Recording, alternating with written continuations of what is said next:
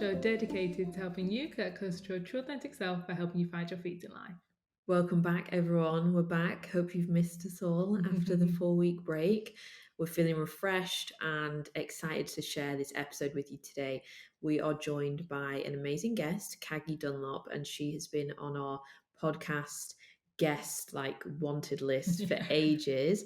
So it was so amazing to talk to her today. If anyone that doesn't know who Caggie is, she is a podcaster as well. She's got her own podcast called the Saturn Returns Podcast, and I'm sure that most of you have heard of it and are probably fans of her show. Her podcast aims to bring calm and clarity during times of transition, underpinned by the astrological transit known as your Saturn returns. The goal of her show is to make you feel that you're not alone and to really embrace your authentic self, which is also what we're all about. So it was a perfect match today chatting with her. Yeah, we literally couldn't wait to talk with Caggie, and I just love the interview. All of her answers are so beautiful and so many little nuggets of wisdom within that. But that's enough from us. Let's dive into our chat with Caggie. Okay, so we'd just like to welcome Caggie to the show. We're so excited to talk to you today. We're a huge fan of your podcast, Saturn Returns. We've been listening to it since the very beginning when it first came out in lockdown. I've got so many memories from being in lockdown and just binging the podcast. So we're so excited to chat to you today. So welcome to the show. Oh, thank you for having me. I feel like you need no introduction because I feel like all of our listeners are going to know exactly who you are and all about your journey. But your podcast is literally so amazing. And I think it's helped so many people out there in the world get closer to their authenticity and understand themselves more. And I always think with things like that are so beautiful, such a gift to the world, help so many people. The person that creates it has usually created it because they felt like there was a need for it in the world. We always create what we wish there was. Totally. So I'd love to know, on your journey up until starting Saturn Returns, what were the moments that actually were making you think I have this strong pull to, because you're really vulnerable on your show as well. What was the moments that made you think, I need to make this into a podcast and spread this message with other people? I'd say there were a lot of mini catalysts. I think you kind of nailed it in the sense that we end up creating what we personally need or needed. It was definitely, my 20s were quite turbulent years. And just, I think, especially towards my late 20s, I was just having these feelings of, questioning my purpose, this immense pressure of time, feeling like I was kind of being left behind the herd a little bit. And this, pervasive feeling of not feeling enough or feeling very isolated. And it felt very unique to me. And I think that's the thing with, one Saturn return journey is it always does, because of course the lessons and the things that you're going to navigate are going to be personal to you. But also I think it was when I discovered that it's actually a unifying thing, that it's this initiation. I was like, oh wow, that's really interesting. So it was when I was in LA when I kind of lent into astrology a little bit more, discovered Saturn Return, but I still was in the midst of it, trying to go through it. And then it was really when I came back to London, and there were a lot of things that happened, that random things that looking back weren't that random, of people kind of nudging me towards doing a podcast. And actually, when I was in LA, I did actually start a very similar podcast. It was called something slightly different, but I wasn't quite ready to, I guess because I hadn't gone through my own journey, so I wasn't quite ready to commit myself to it. And then when I came back, I had a couple more meetings, and then I was like, yeah, I feel like this idea has been brewing for a while. But I'd say the biggest catalyst was going through, I call it my Saturnian breakup, because it landed at the very end of my Saturn return. So I had a relationship that lasted during my Saturn return, and it was the biggest test and sort of initiation, I think, from the universe, and that really catapulted me to commit to it more fully. Amazing. We love hearing about your journey. For anyone listening now that is curious on what a Saturn return is, what would somebody expect from a Saturn return? Or maybe if you could tell us a little bit about your own Saturn return. So Saturn return is something that happens in astrology. It's known as your Saturn return because Saturn takes about 29 years to orbit back to the same place in the sky it was when you were born. So wherever Saturn was when you were born, when you are kind of in your late 20s, it's coming back, hence the sort of return element of it. And as it does return, Saturn is associated with karma, with boundaries, with discipline. And so it's this kind of like cosmic bar mitzvah. It's like suddenly all you reap what you sow, you know, and if you haven't been sowing and you haven't been cultivating these principles throughout the last 30 years, but especially I guess your 20s, it can be quite a rude awakening. So Saturn return has an association of being quite people are quite fearful around it. If you look it up, there's a lot of like, oh, your Saturn returns, this terrifying time, which I understand because I guess I felt that in many ways. But actually, you know, through hindsight, looking back, I'm like, that was the greatest thing that ever happened to me because it forces you to confront shadow aspects of yourself, to look into your toxic patterns of behavior and really unearth things that are no longer serving you. So it's really about creating like a more stable, more grounded infrastructure for your life so that you can be more rooted in your authenticity rather than just kind of floating around. So yeah, it's that's it in a kind of nutshell. But we also go through like Saturn squares and Saturn oppositions. So Saturn as a planet has like 7-year cycles, so 7-year seasons, sorry. So we'll experience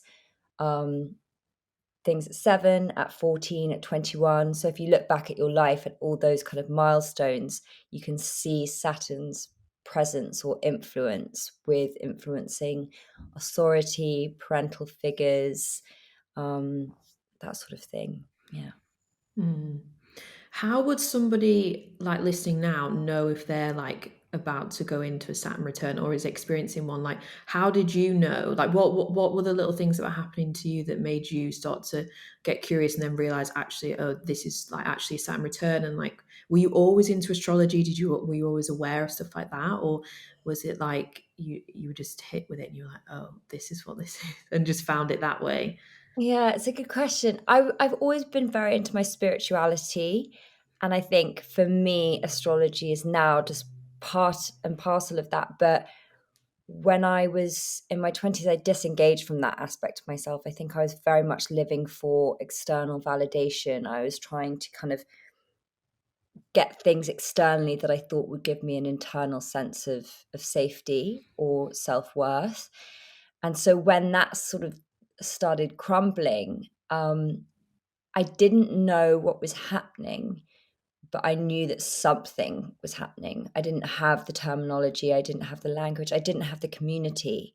And so I just felt very at odds because I wasn't who I used to be, but I didn't know who I was becoming. And I didn't have, you know, the people around me that I have now to kind of help me navigate those waters. And so it was kind of, yeah, I remember I then started learning a bit more about astrology, and Nora was really influential. So Nora is the astrologer for Saturn Return. She's our resident astrologer, and she connected with me on social media, and she kind of started just guiding me, and I just started to learn and delve into it a bit more from her.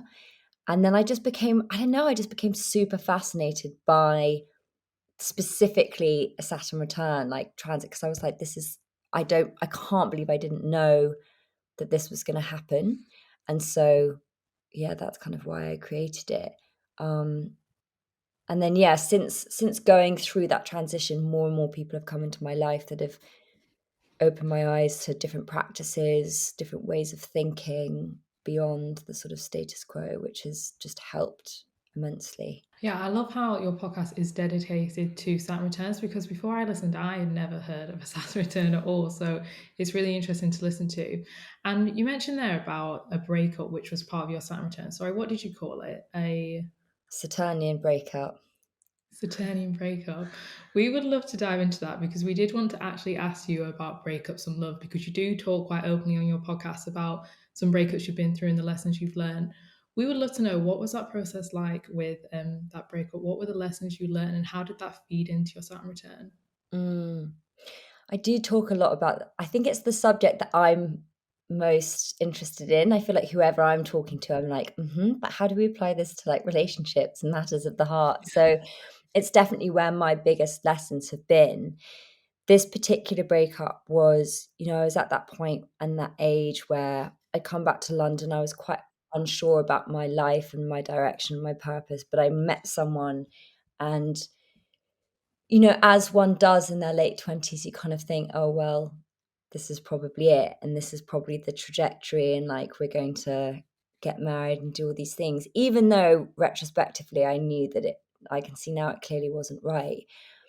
But, it was I call it a Saturnian breakup because my theory is that Saturn isn't here to mess around. It's not that's why it's considered a harsh planet, let's say, because it can be quite guillotine style in its ending of things. And it can give people that kind of emotional whiplash of just like, whoa, what the hell just happened? And so the ending of it was very much in that style. It was like 1 second everything was fine, and then the next, the rug was pulled from underneath me, and everything that I thought I knew about this person and about my future just disintegrated before my very eyes. And I was like completely heartbroken and in shock. And it was a real moment between, is this going to break me or make me, And I think that historically I'd always fallen into sort of toxic coping strategies, especially in the demise of a relationship. And yeah, it was kind of that crossroads. And I was just like, I'm not going to do that anymore. And I kind of knew from experience all the things not to do.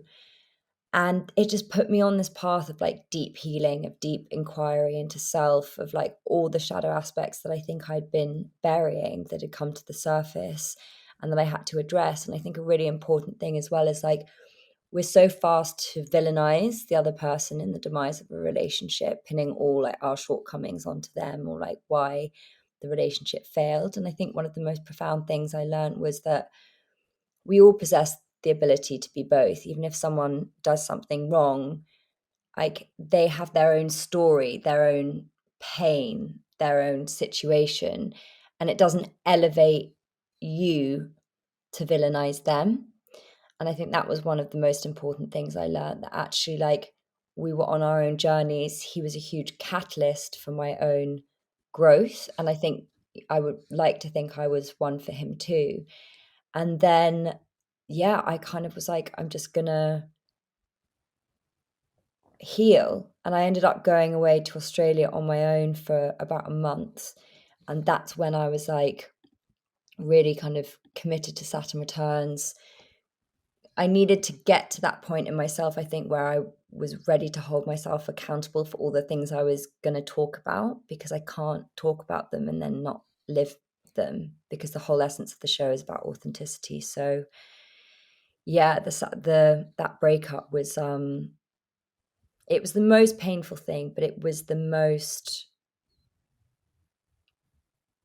impactful in my development in a positive way. And so also it's like my belief that I think we kind of try and avoid pain and heartbreak and all these things, but actually there's so much wisdom in them, and we actually can't avoid them. We think we can, but the more we try to, I think the less in a way we grow. So we have to kind of embrace love and know that also means embracing the possibility of heartbreak simultaneously.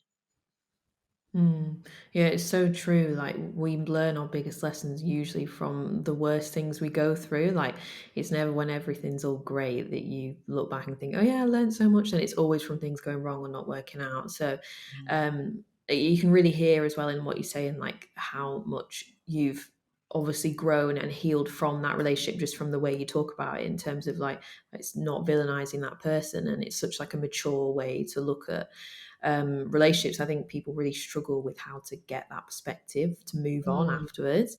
But you're obviously with someone now, and you've spoken a little bit about it on the show, like in other interviews that we've heard you about, and it sounds like you're really happy and it's going well. Obviously, just assuming from what you've mentioned, but we'd love to know, like, because now you're in this new relationship. So through your journey from like having relationships that weren't what you wanted and didn't work out, what has become like sort of your non-negotiables that you like personally set when you're looking to attract that healthy partner? Like, what are the signs that you look for when you're going to meet someone new? Because I think you've been on such a journey, and you've also spoken on your podcast to like some people that are amazing with relationship advice, like Mark Groves and stuff like that. I'm Yeah, sure you picked up things from them.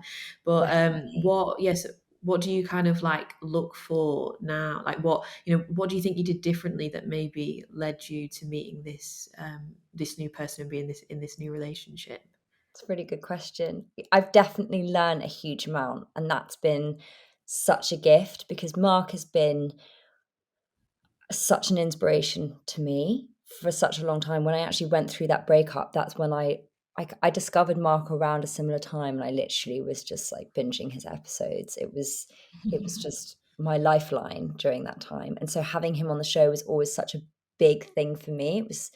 It was a real moment, but also we spoke at this time where it wasn't even a relationship, but I'd just gone through something that had also recently ended. And I kind of was just like, I wasn't thinking, what am I not learning? But I think speaking with Mark at that moment really helped me because I just learned so much from him, and I've done his course, and that was like life changing because I think when it comes to matters of the heart, we have all this conditioning from often our childhood or our early experiences in love, and we just kind of then wonder like, we're like, oh, why am I going for the same like unavailable people, or oh, why is this always happening?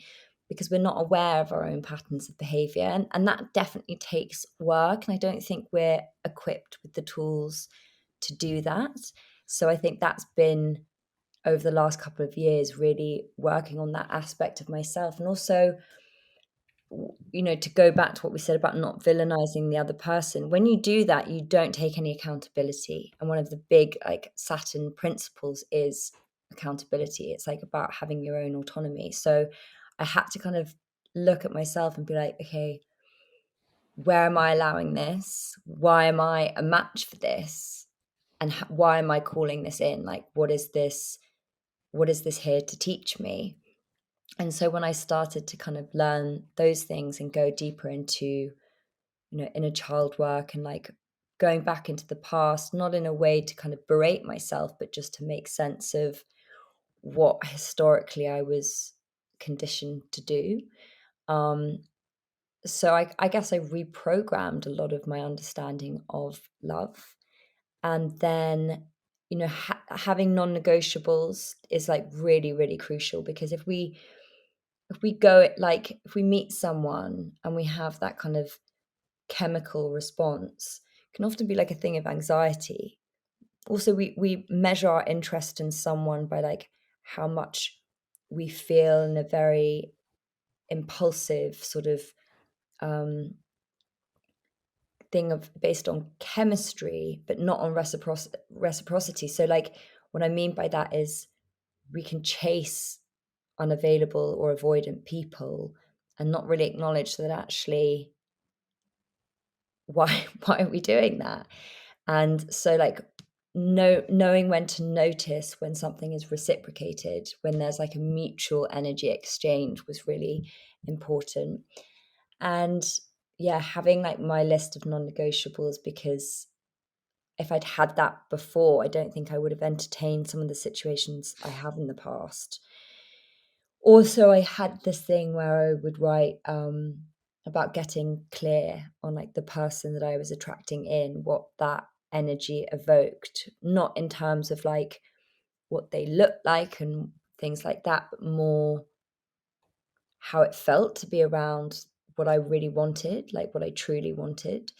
And then I think when you do that, it sounds very woo woo, but I think the universe kind of like conspires to make it happen. And I would say with my current partner, the circumstances under which we met was very much, yeah, like I felt that was the universe putting us in each other's paths. Love that. Yeah, I love that answer, especially what you said about like the butterflies, because I think when we're growing up, we're taught to like chase the butterflies, whereas now it's more like, no, like who do you actually feel calm around? Like when is your nervous system relaxed? Like that is the goal right now. Totally. That's the thing. It's like, what is your nervous system doing around this person? Because I think we've all been there where it's like you're totally dysregulated, you feel anxious as fuck, and you're like, but I really like them. And like, but Yeah. do you actually? So yeah, that's been really useful. And also just to note before you ask your next question, that's not to say that having someone that's calm on your nervous system is synonymous with there not being that like electricity, because I think those two things can coexist. I think sometimes people think that they have to sacrifice one, but that's just not true. Yeah, totally. Just on that way, the piece where you said about letting go of old patterns and reprogramming your mind on love. When you was at that crossroads and you was like, okay, it's time, I need to let go of old patterns, I need to grow into the new me. Did you face like any fear, or what was like the things that you're going through? If there's someone listening now and they're thinking, I need to rewire the way I think about love and how I'm attracting people, but I have so much fear, I'm holding on to those old patterns. What really helped you in those moments where you started to like rebuild this new view of love? I think a big thing is we don't realize it, but sometimes we like playing the victim in the story of our life because it's a familiar role. We might have been doing it for a really long time. It's something that we're kind of more, I don't know, it's just easier to be like, oh, well, you know, this is always going to happen, or like this person hurt me because they did that. So I think checking in with your own victimhood mentality, because there's something safe in that, even though that means that you're kind of going to inevitably repeat the same patterns. So I think stepping out of that means that you have to take responsibility for yourself and your heart rather than projecting that onto another person. And that brings up fear, because when we have to take responsibility, we know that it's kind of on us. And so I think that there's often initial resistance there. So I think having that awareness and really being honest with yourself, because of course, like, we think we all want to attract the like right thing and go after it, but like there might be something more deep at play that's keeping you trapped in something because your ego thinks that that's safer because it's familiar. So I think that would be like the first thing. And then also making sure that you have support, whether that's from community in friendship that can help hold you accountable, or seeing a therapist. I happened to be seeing a therapist at the time when I went through that breakup, which was really helpful because I think it gave me an infrastructure to feel like I had a safe space to communicate what was going on, and also to give me a different perspective.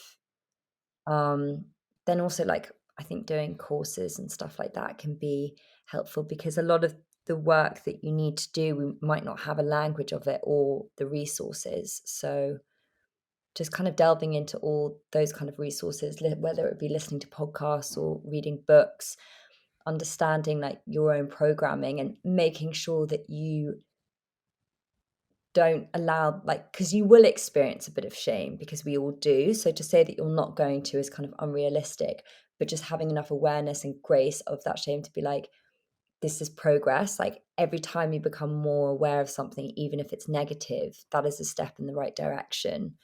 So yeah. Yeah, no, I love that. It's a really practical answer for anyone that's probably listening and resonates with what you've been saying today. But you said about like Saturn has such an element of authenticity, and that's obviously a huge theme of your podcast. And you've spoken a lot on there about, you know, like your journey with embracing your authenticity, and even relating things back to your childhood. And I think it might have been either when you had Estelle on your show or when you went on her, Estelle Bingham's, but you were kind of talking about how like your childhood, maybe like when you were like in your early teens, like things that were going on in your family, all this kind of stuff, how that was actually really impacting you today. So, and I think so much of what went on when we were younger does really impact our confidence to be our authentic selves. So if you're comfortable to talk about it, what we'd want to know, like, how your journey was with kind of like healing your inner child, and like how all that's been with you and your experience of it, and how that's kind of like helped you step into your authenticity more.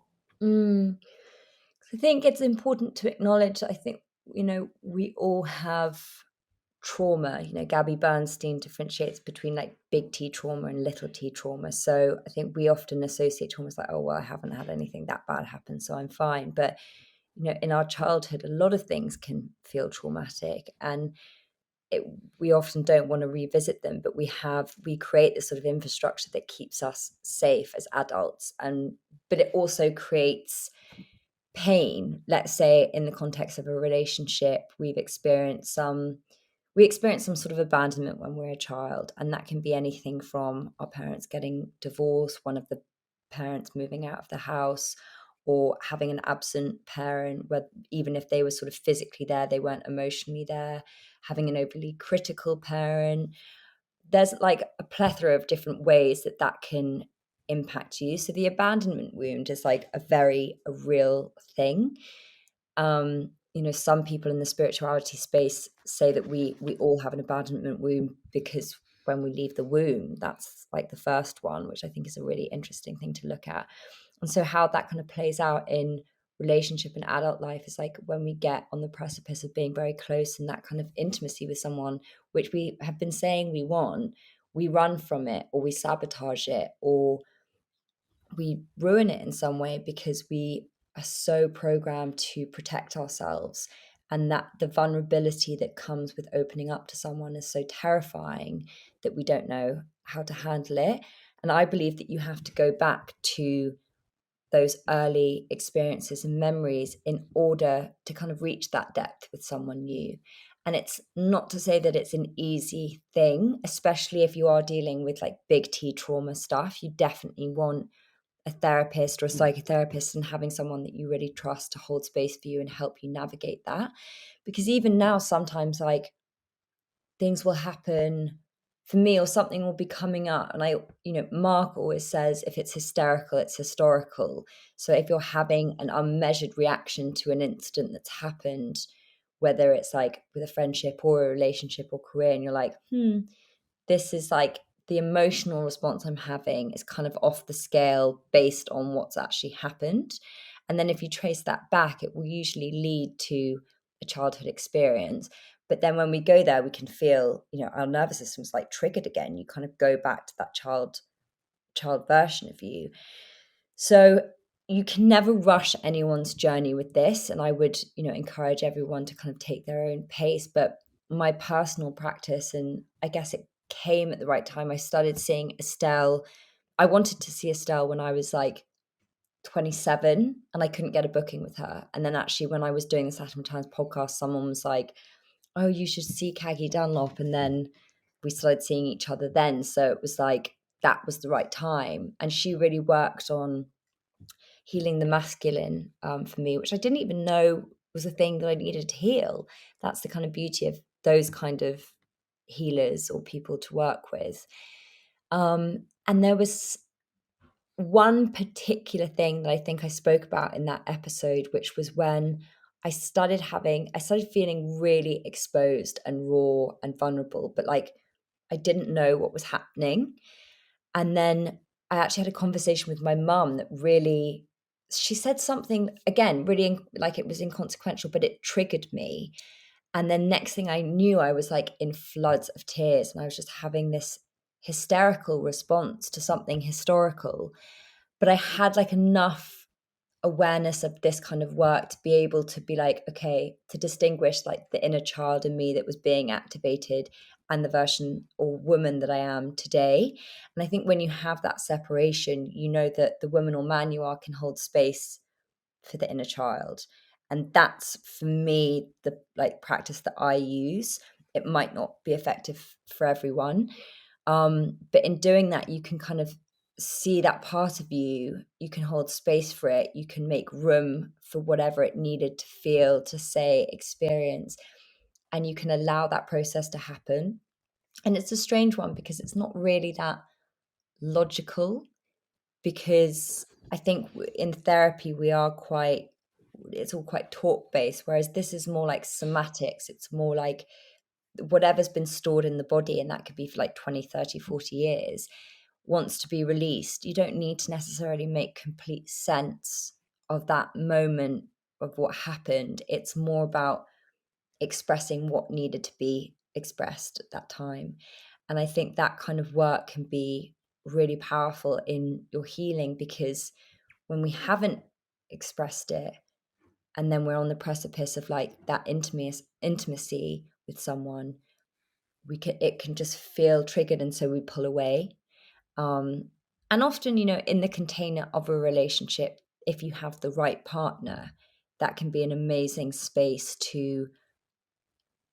for allow someone to like witness your healing and to help you, but not be responsible for it, but to help you in that process. Because another thing that I think is a terrible thing that gets passed around is that we have to kind of be healed before we're in relationship, or we have to completely love ourselves before we can be loved by anyone else, which I just think is complete rubbish, because actually a relationship will put a spotlight on where you need to be healed in a way that you can never really do on your own. I love the way you just explain that, especially with the somatic work, because it's so true. Especially, I mean, we both experienced working with Estelle Bingham, and I feel like when you see her, it's like she stirs the pot, and then things come up for you. You're not quite sure what's happening, but it's like it's just all happening in divine timing. Totally. But just in terms of like reaching out for help, maybe that's with like astrologers, therapy, energy healers. Is there like any particular modality you've really enjoyed, or something that you feel like you've grown the most within? It's a great question. What I would say, yes, but it's also the individual that's practicing it. And it's quite hard to discern in this space, because there's a hell of a lot of people doing a lot of this kind of work. I would encourage anyone that's kind of seeking it out to just try and navigate it based on their own intuition, because there's a lot of charlatans. There's a lot of people, like things like tarot and stuff, like they can be amazing tools, but they can also kind of be a little bit dangerous. And you don't want to get yourself in a position where you like, such an important thing of your Saturn returns is authorizing yourself. But when we need support from other people, but just be wary of handing over your authority to other people in this space, because I've witnessed it happen a lot, where people become like dependent on tarot readers or dependent on healers, and they can't hold themselves together without it. And I think that completely defeats the whole point. So I think really good ones know that it's actually your journey and your experience, and they help like facilitate that, but they should be able to like draw a line if you become too dependent. But I just kind of delve into whatever I need in that moment, but I don't do it that often because of the reasons I just said. So yeah, I just guess I'll know intuitively when I need to see a healer or I need to work through something. I always try and give myself like a number of sessions, because I think on one hand, I'm someone that doesn't like to commit too much to things, but I also know you often need to work with someone for a certain amount of time to actually see the results. So yeah, but I'm always open to exploring other things. I think it's not really I think human design is really interesting as a like practical tool for your own career and purpose and understanding of self, because we operate in this quite one way of like 9 to 5, go go go. And human design really opened my eyes to kind of how we function differently and how we all have our unique skills. And then tarot with the right people, I find, is really helpful. But then for me, I guess I'm very very into touch. So that, like, it sounds strange, but I have a reflexologist who's incredibly spiritual, and she has just such a gift. And when she does reflexology, it's like she's literally in conversation with your body. It's bizarre. And I find that kind of doesn't have to necessarily be that esoteric. It's just finding someone that can hold space for you. I mean, it can even be like a facialist, you know what I mean? Like just someone that you can feel like you can come undone with, I think is a really important thing. But each to their own, and there's just so many different things to explore. So I would just encourage people to just find what works for them and who they connect with. Yeah, no, that's a really good point as well, what you've Mm. said about not getting too reliant on, like, say, tarot or a healer, because I think people don't talk about that enough. And like, I've only had one tarot session before, and I had it like a few months ago. So it's my first one. It was with like an amazing reader, and like there were so many specific things said, and a lot of it was really helpful. But like, even, you know, she was saying, oh, this will happen in this month, blah blah blah. Like, they were kind of like loose things, but they were kind of specific as well. And even just through going through always having those things in your mind afterwards, you do have to be careful that you're not like, because it can kind of stop you from living a little bit, like as in having that autonomy, like you said, and that sort of sense of free will, because you're like, oh, should I do this? But actually that reader, that healer told me that I was going to cross paths and end up doing this. And it can actually make you, I don't Yeah. know, you start to really overthink your life, and it's not, and that's when it's kind of counterintuitive Well, and really that's not why you've got to be helpful. careful of who you see, because I don't think they should give, like, when they say super specific things, especially when it comes to like romance, like, you know, meeting Mm. people and stuff. I think it's really dangerous because I've got friends that have said, oh, tarot reader told me I'm not going to meet someone until like this date in 2 years. So I'm just going to chill. I'm like, no, don't do that. So yeah, I think always remember that it's a tool. It's a tool that's like interacting with your subconscious as opposed to something that's reading like into the future, Mm. if that Yeah. makes sense. Yeah. I mean, they're fun. They're Mm. fun. I would never recommend people to like really go to tarot if they're in a really bad place. I think you can put too Yeah. much like outsourcing on that and like hope on it. Like, I would only really like, for me, like, with, I do all kind of things, do energy readings, tarot, and I also love the straight up and down traditional therapy. And I just, it's like, depends where you are on your journey. If I'm like in a low mental health place, then it's not right to do like lots of spiritual, esoteric, like out there kind of things, because you just need You're something a feeling little bit more. vulnerable. Yeah, so Actually, pe- you need, yeah, you need to kind of work on that inner strength. And, you know, it's the same goes for mm, astrology. I think that even though it's a little bit more structured, I'd say, um, but I find like when I've been in my lowest times, my sort of guilty pleasure is like I will look up like on YouTube, there's just loads of astrology readers or like tarot readers, and that's what I remember. I haven't done it for a really long time, but I just would go and it would make me feel really seen and understood, and also this awareness that there were a lot of other people that were watching it, probably going through something similar. So it's like it's that balance, isn't it, between leaning on these things and knowing that like they can give you a bit of a crutch, but not becoming totally dependent on them.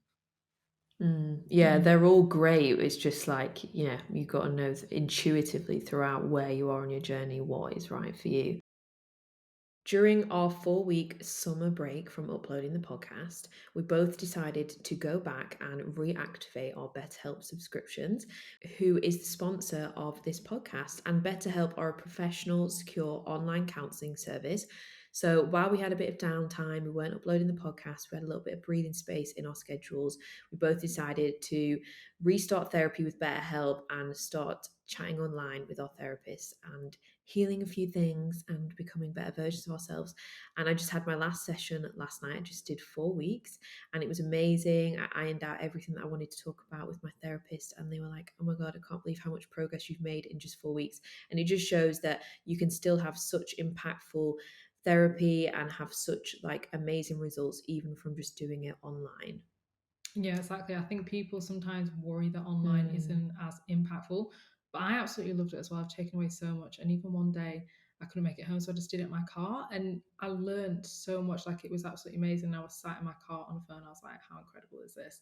So BetterHelp's aim is really to make therapy more accessible all around the world for you. So whether you want to do phone calls, video calls, or even just text messages, you can contact your therapist. And as Grace said, if it's just 4 weeks that you want, that's a perfect amount of time to really work through some things that you may need to work through. Yeah, that's the best thing about it, is how easily it slots into your schedule. Like, you can literally do it wherever you are, as long as you've got an internet connection, and it's all done on a private server. It's very secure, so you don't need to worry about anything to do with that. It's all really protected and private.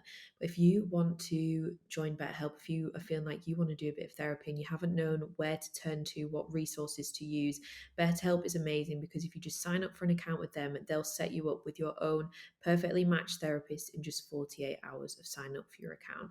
It's usually actually even quicker than that. So there's no waiting time, and you can be seen by someone who's perfectly matched to you. Whatever you want to work on, you just let them know in your entry questionnaire, and they match you with someone who's perfectly aligned for you and your current needs.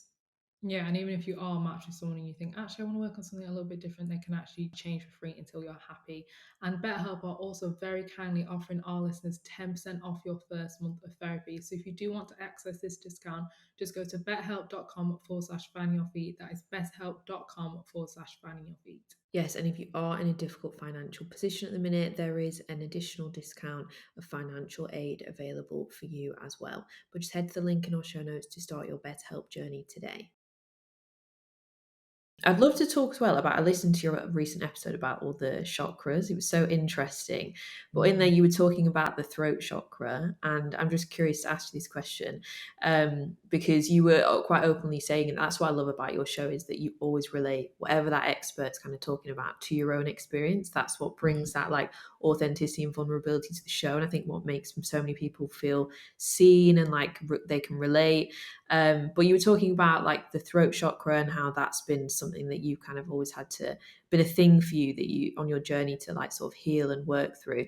But it's so funny, because like you've got this podcast that's all about the throat chakra, like you're out there, you're talking, and then you obviously, and you mentioned it when we saw you at the podcast show as well in your talk about with singing, how that's something that makes you feel so like sort of vulnerable. It's like completely different. Yeah, I'd love for you to just kind of talk a little bit about that, because and what are your thoughts on that, because you're also writing a book as well, which we want to ask you about in after this. But that again is throat chakra as well, like you're expressing, you know, your thoughts, your feelings, everything. So why do you think there's this kind of like difference between these different activities? But As in why I yeah. feel differently about them. Yeah, like what is it about singing that makes you feel a lot more like, you were saying at the podcast show, I think you were saying it makes you feel really kind of vulnerable, sort of exposed.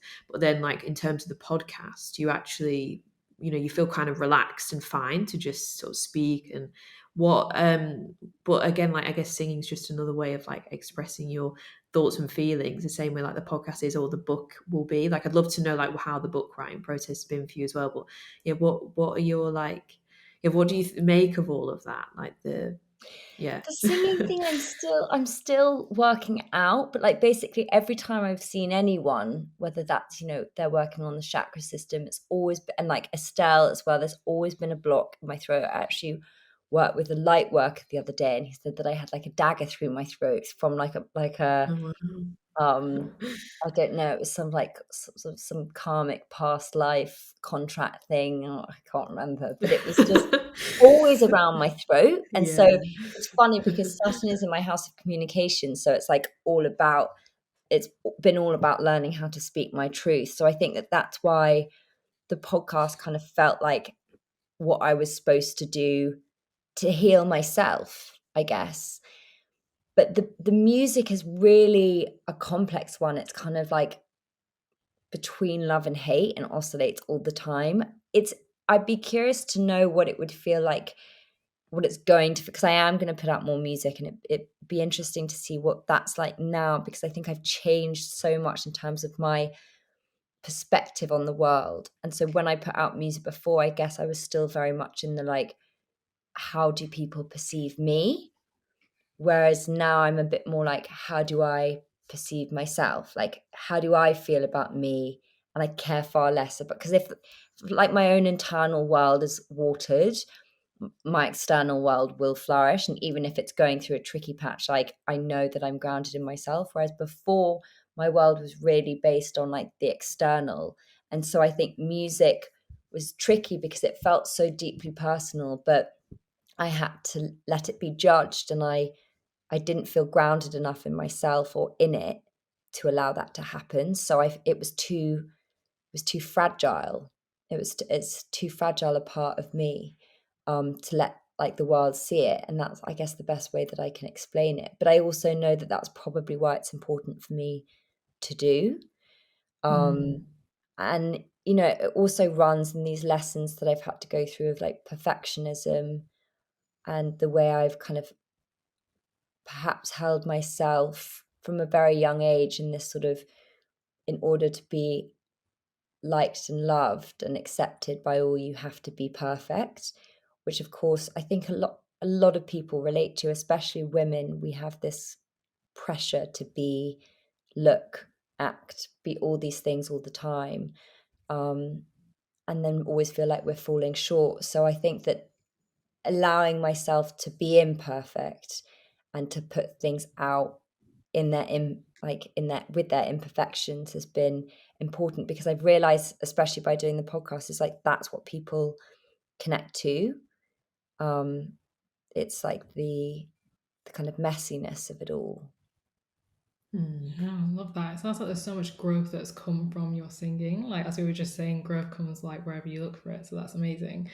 I wanted to ask you, when do you feel most connected to the most authentic version of Caggie? Whether that's like an activity or a day?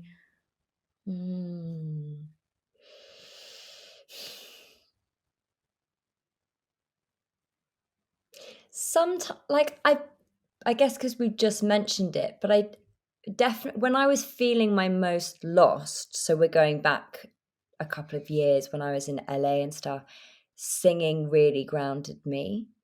It, like immersing myself in music and writing, really kind of paved the way for me to kind of walk that path of authenticity and go against what everyone else was doing. It also allowed me to cultivate self-discipline, to be more considerate with myself and with others. And so in a weird way, like music was a bit of a lantern for me coming home to that aspect of myself. I think that in the same way that poetry for me has always allowed me to kind of view my true nature. So I've always kept like poetry books from when I was really young. And then I can always kind of see, I don't know, myself at every stage. And that feels very authentic. But like, I don't know, I guess now, last night, for instance, I had one of my best friends, Kirsty Gallagher, who I met on the podcast, and she does like the moon mentor stuff. Yeah.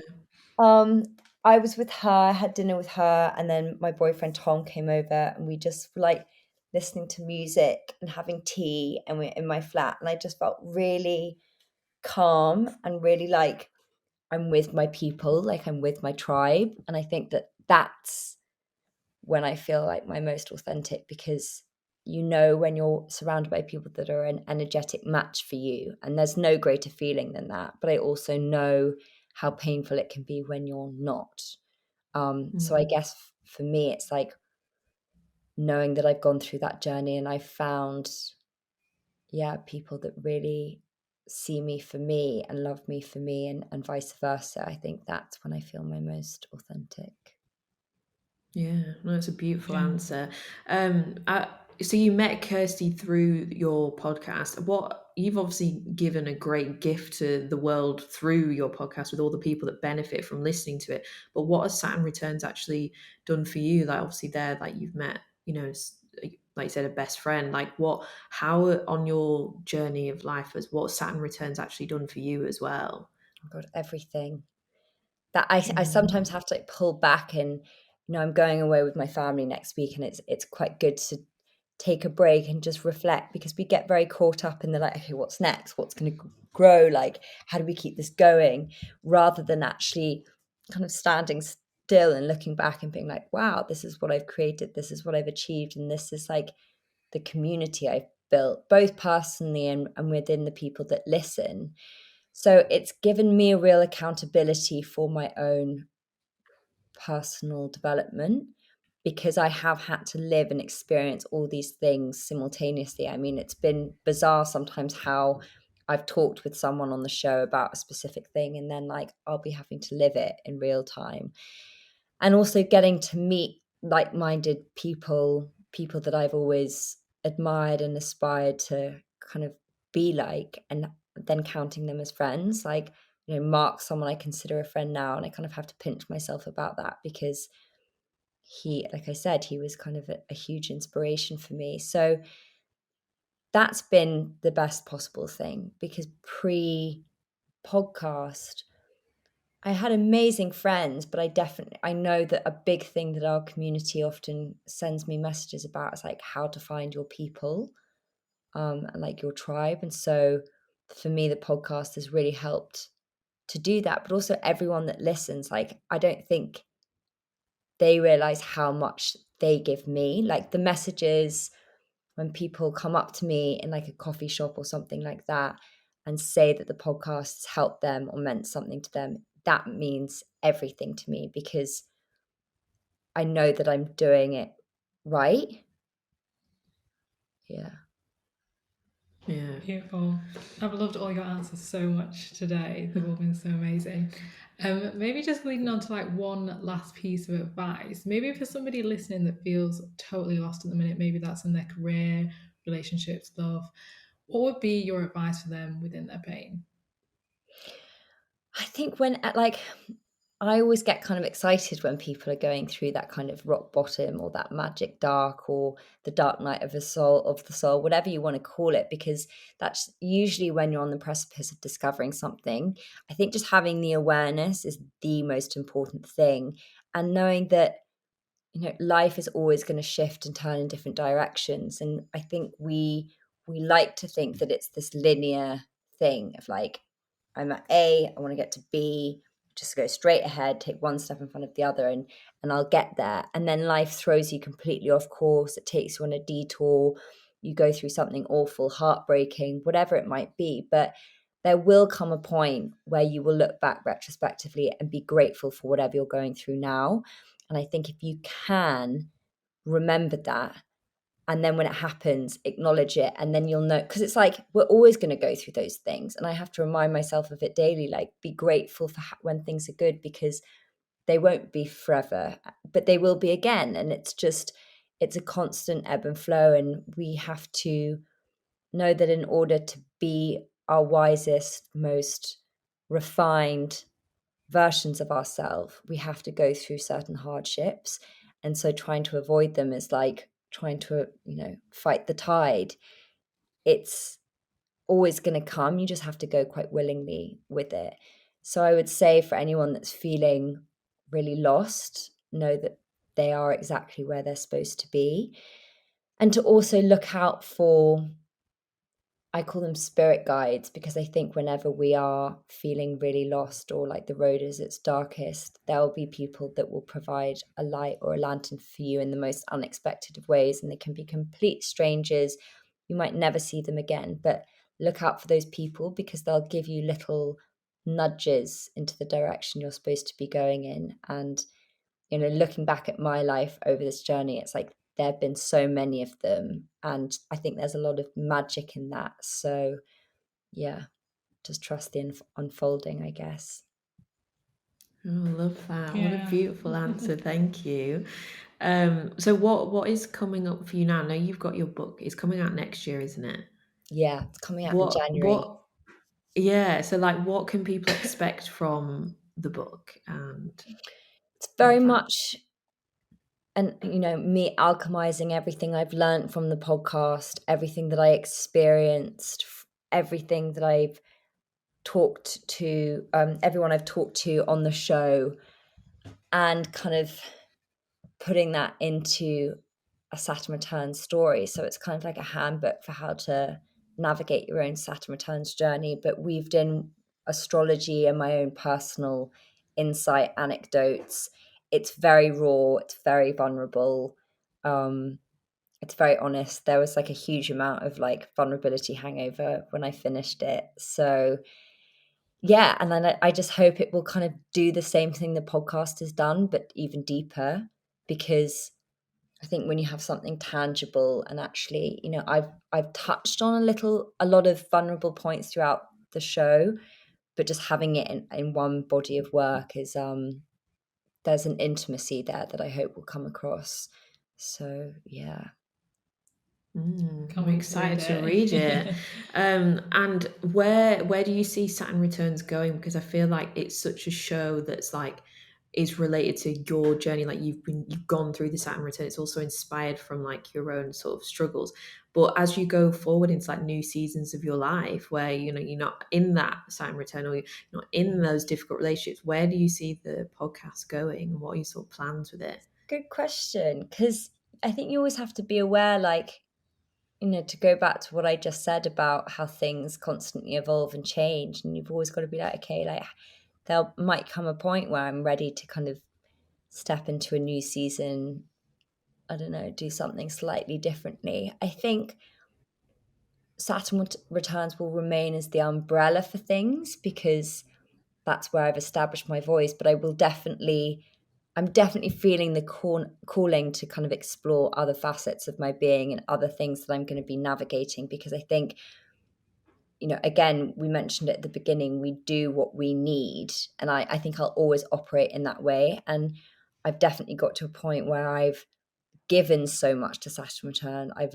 learned so much from it.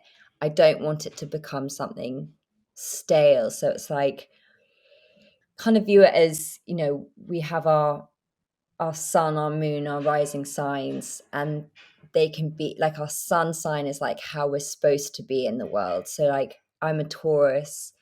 I kind of like luxury. I like finer things. It's kind of, Nora always says it's the energy of Aphrodite, you know, it's ruled by Venus.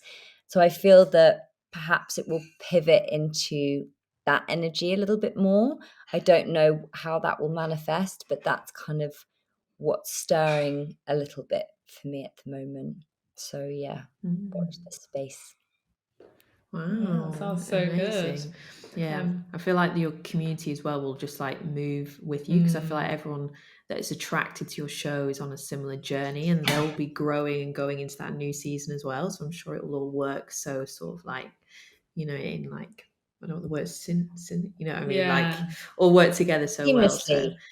yeah, Yeah, it'll be really totally. exciting. So But yeah, I've enjoyed every minute today. So grateful for you joining us. Thank you yeah. so Oh, much, thank you Caggie. very much for having me. It's been a pleasure. And where can everybody find you and all that stuff? We'll link everything in the show notes of like your show and everything. Yeah, so they can find me on Instagram at Caggie's World, and Saturn Returns is at Saturn Returns Co.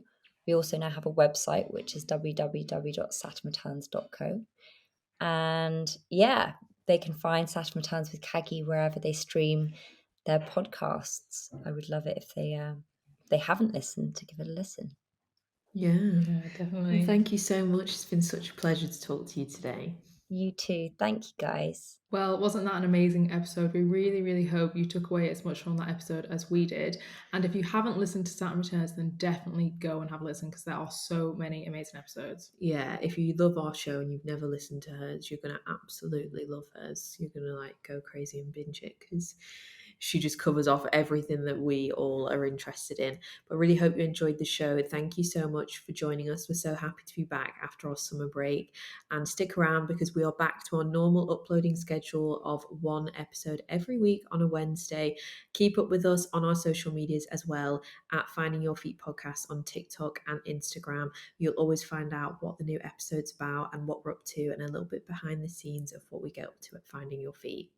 Yeah, and if you love this episode, then please leave an Apple Podcast review, a Spotify rating, and also we would love it if you would send it to your friends and tell them to take a listen. Yeah, tag it on your story, send us a DM, let us know what you thought about today's episode. But we'll see you next Wednesday. Bye.